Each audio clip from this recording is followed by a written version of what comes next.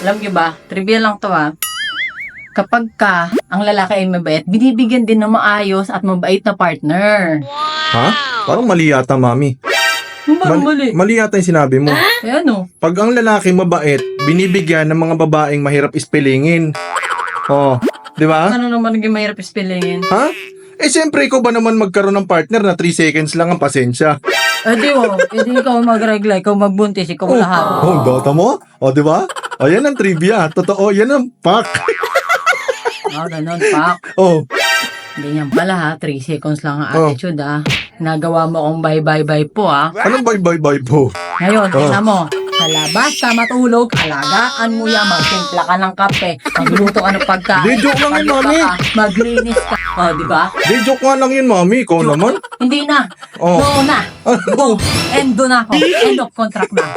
Magsusumba na lang ako. Oh, sumba. Wala akong pakalong sa inyo. Grabe naman.